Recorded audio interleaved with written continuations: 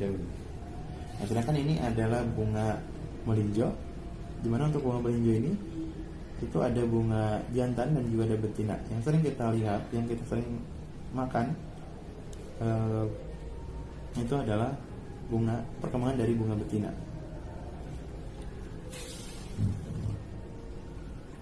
Nah, ini adalah bunga pepaya. Bunga pepaya tadi memiliki bunga jantan, bunga betina, dan juga bunga sempurna atau hermaprodit. Yang selanjutnya kita bicara mengenai simetri pada bunga. Simetri pada bunga ini berkaitan dengan bagaimana bunga ini dilipat atau dibagi menjadi dua bagian yang sama besar, atau kita bicara bagaimana bunga ini akan menjadi setangkup secara simetri. Nah, berdasarkan simetrinya ada tumbuhan yang asimetri atau tidak asimetri. Artinya mau dilipat dari manapun, bagian yang terbagi itu tidak sama besar atau tidak simetris, dan artinya tidak bisa menutup bagian yang lain.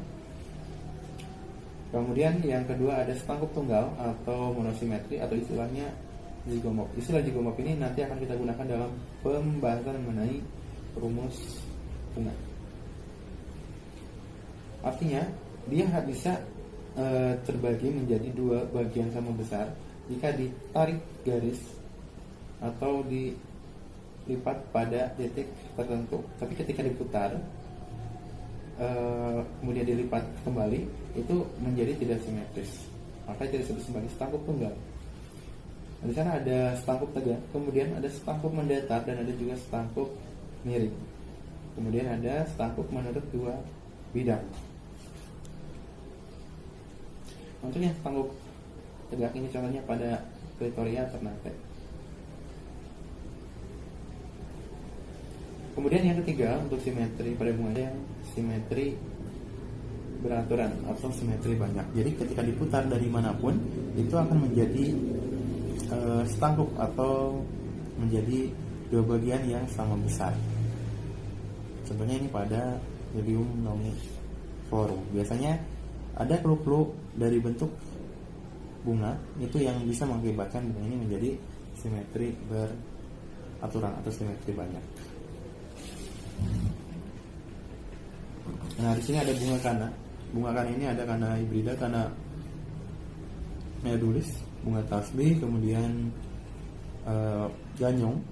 Itu kalau kita lipat dari manapun itu tidak akan pernah simetris. Itu tidak akan menjadi setangkup. Makanya ini asimetri. Kemudian ini Clitoria ternate yang masih simetri tunggal.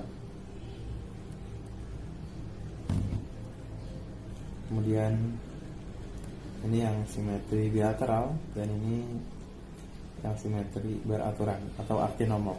Jadi simetri beraturan atau actinomorph. Actinomorph ini juga sering kita gunakan dalam pembuatan rumus bunga.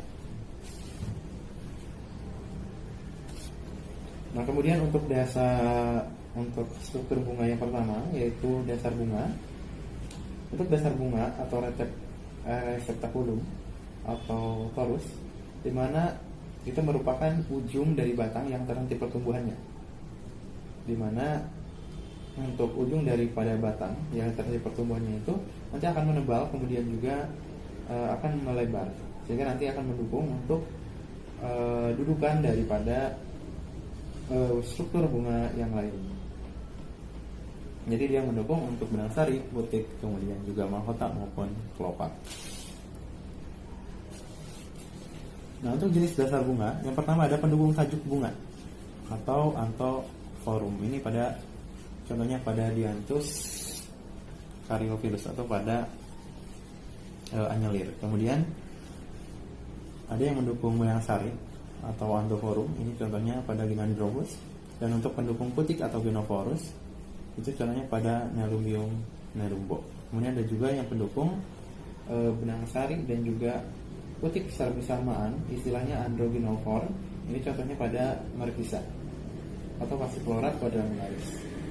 Kemudian yang kelima ada bentuk cakram atau diskus. Ini contohnya pada Citrus aspect atau pada jeruk-jerukan. Jadi sekali lagi ada anthoforum di mana untuk dasar bunganya itu mendukung atau tempat munculnya mahkota bunga atau duduknya mahkota bunga langsung pada dasar bunga. Kemudian anthoforum itu benang sari yang duduk pada dasar bunga. Kemudian untuk gynoforum itu putik yang duduk pada dasar bunga secara langsung. Kemudian Androgynoforum itu tadi untuk putik dan benang sari langsung duduk pada dasar bunga. Dan cakram ini atau diskus ini adalah dasar bunga pada ceruk yang bentuknya itu menyerupai cakram. Ini Dianthus caryophyllus mengalir. Kemudian ini tadi yang disebutkan. Kemudian bentuk dari dasar bunga kita ketahui ada yang bentuknya rata. Ini contohnya pada Garcinia mangostana atau pada manggis. Jadi bentuk dari dasar bunga yang rata ini akan mengakibatkan nanti dudukan dari bakal buah itu menjadi menumpang atau sperum. Kemudian ada yang menyerupai kerucut, ada yang seperti cawan, ada tadi ada yang berbentuk seperti cawan, itu juga masih superus. Kemudian ada yang bentuk mangkuk. Yang mangkuk dan yang menyerupai kerucut itu nanti mengakibatkan dudukan dari bakal buah itu menjadi semi inverus atau juga bisa inverus. Jadi bisa tenggelam atau bisa juga tenggelam. Kemudian struktur yang kedua yaitu kelopak. Ini bagian dari periantum. Ini bagian paling luar dari perhiasan bunga. Biasanya berwarna hijau. Kemudian ukurannya itu lebih kecil daripada ukuran mahkota. Jadi nanti bisa kita bedakan antara mahkota dengan kelopak dilihat dari warna dan juga ukuran. Kemudian peran dari kelopak itu adalah sebagai pelindung ketika bunga masih kuncup. Jadi ketika mahkota belum muncul atau masih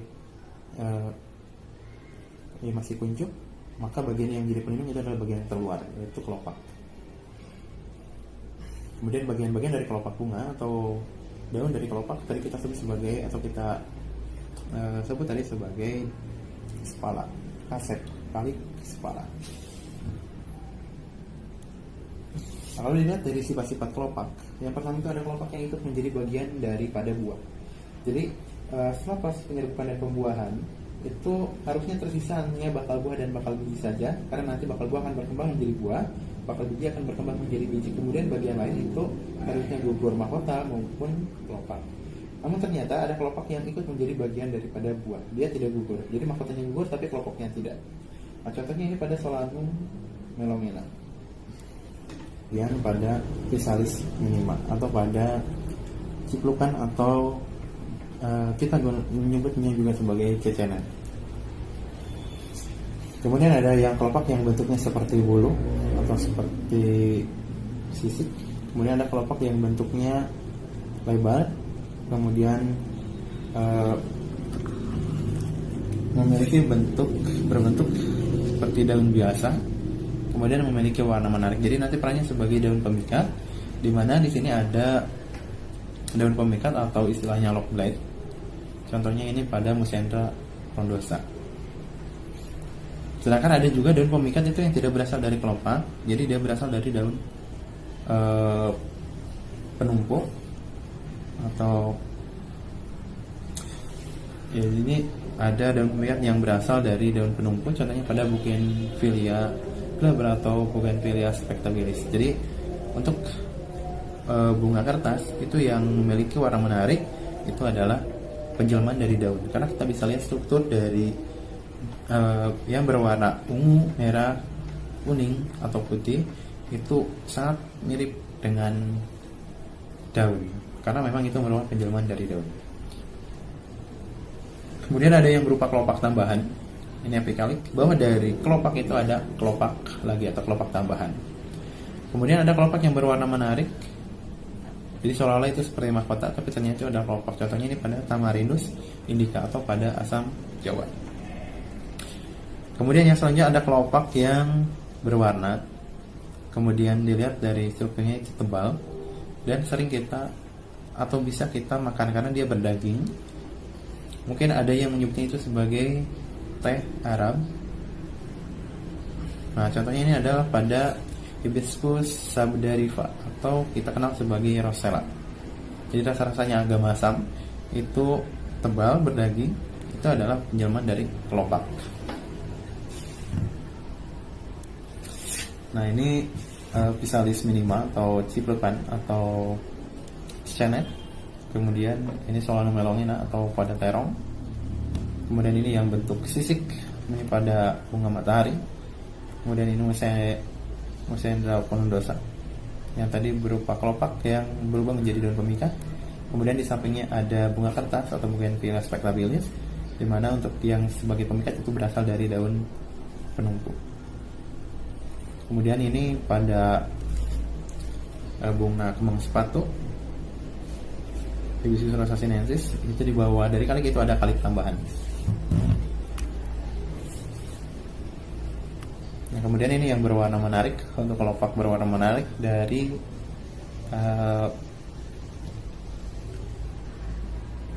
Tamarindus indica atau pada asam. Kemudian ini Rosella. Nah, kemudian untuk sifat daun kelopak ini ada yang berlekatan, kemudian ada yang lepas atau bebas. Dimana untuk yang berlekatan ini ada yang berbagi, ada yang bercangkap atau yang berlekuk. Ini tinggal ingatkan saja materi tentang daun. Untuk tepi daun ada yang bergerigi, kemudian mempengaruhi bentuk. Nah, ini sama. Ini bicara tentang partitus, visus, dan lobatus. Jadi kalau lekukannya itu sangat dalam, itu partitus. Kemudian kalau setengah dari panjang daun kelopaknya itu disebut sebagai visus atau bercangkap. Dan kalau tidak lebih dari setengah itu disebut dengan lobatus atau berlekuk. Jadi kalau diurutkan dari paling dalam itu partitus, visus, kemudian lobatus. Ini dilihat dari lekukannya.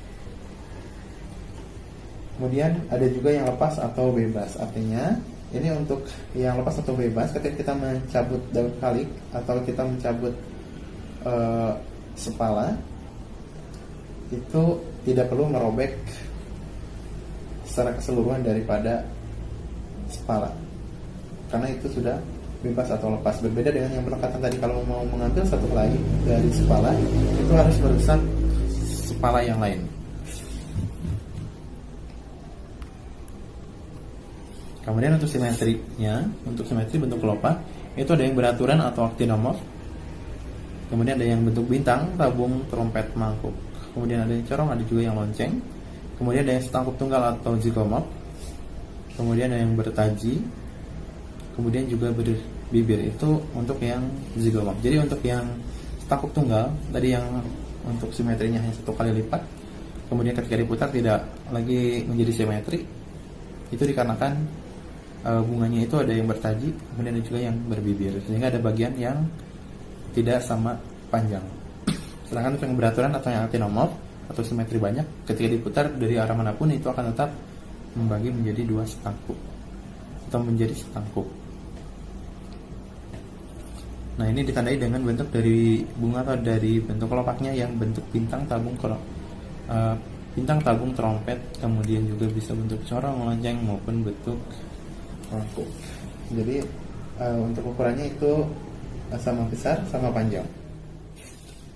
Nah, kemudian bagian yang kedua yaitu tajuk bunga atau mahkota bunga. Ini bagian dari periantum juga, hiasan bunga yang terdapat di sebelah dalam daripada kelopak. Jadi tadi urutan yang di luar itu kelopak, kemudian mahkota, benang sari, lalu putik. Dan dilihat dari ukuran ini jauh lebih besar daripada kelopak pada umumnya. Kemudian warnanya juga lebih indah dan juga lebih menarik daripada kelopak atau bagian bunga yang lain. Kemudian pada mahkota ini kadang juga memiliki aroma tertentu yang digunakan untuk memikat serangga atau polinator. Kemudian juga berperan sebagai pelindung bagian dalam daripada bunga, yaitu benang sari dan juga putik. Kemudian helaian dari daun mahkota ini disebut juga sebagai petala. Kemudian untuk sifat daun mahkota itu berlekatan, kemudian ada juga yang lepas atau bebas, dan ada juga yang nyaris tidak ada mahkota atau sangat kecil. Nah, untuk yang berlekatan atau istilahnya itu simpetal atau istilah lainnya gamopetal atau monopetal. Jadi untuk mahkotanya atau petalanya daun mahkotanya itu bersatu. Strukturnya terdiri dari tabung atau buluh tajuk, kemudian juga pinggiran tajuk dan leher tajuk. Nah, sedangkan untuk yang lepas atau yang bebas itu terdiri dari kuku daun tajuk dan juga helaian daun tajuk. Kemudian untuk daun tajuk tidak ada atau sangat kecil, itu tadi bisa kita jumpai pada bunga tanpa tajuk atau apetal dan juga bunga telanjang atau flores nudus. Jadi untuk yang apetal itu tidak memiliki mahkota, bisa termasuk juga yang memiliki tanda bunga. Kemudian untuk simetri pada mahkota bunga, ini sama seperti simetri pada bunga umumnya, kemudian juga simetri pada kelopak, memiliki ciri-ciri dari bentuk bunganya. Tadi bentuk bintang, tabung, trompet, mangkuk, corong, dan juga lonceng. Kemudian untuk selanjutnya ya setangkup tunggal atau zigomorf, itu juga bisa karena bertaji, berbibir, atau juga dia memiliki bangun seperti kupu-kupu. Ini seperti papilion. Ini contohnya pada bunga kacang tanah atau Arachis hyphogae, di mana untuk struktur bunganya ini terdiri dari bendera. Ini ada tajuk yang berukuran besar, paling besar. Kemudian sayap, ini merupakan tajuk yang berada di samping kiri dan kanan. Kemudian yang ketiga itu berupa lunas atau karina. Ini dua tajuk yang berdekatan di bagian bawah. Kemudian bisa karena dia bertopeng atau berkedok. Kemudian juga bisa bentuk dari mahkotanya itu bentuk pita. Ini seperti pada bunga matahari. Nah, kemudian untuk tanda bunga, ini merupakan perhiasan bunga yang terakhir. Ini ketika antara mahkota dan kelopak ini tidak bisa dibedakan. Istilah tanda bunga ini menggunakan istilah perigonium. Dan bagian dari tanda bunga atau helaian daun tanda bunga ini disebut sebagai kepala. Jadi tadi pertanyaan perigonium kepala. Kemudian sifat daripada tanda bunga ini ada yang berupa mirip atau menyerupai calyx atau kelopak, maka ini termasuk ke dalam kelompok Calycinus. Jadi menyerupai atau serupa kelopak. Warnanya hijau, tidak menarik, juga tidak begitu besar. Ini contohnya pada bunga berbagai jenis palem. Ini berarti pada famili Arecaceae.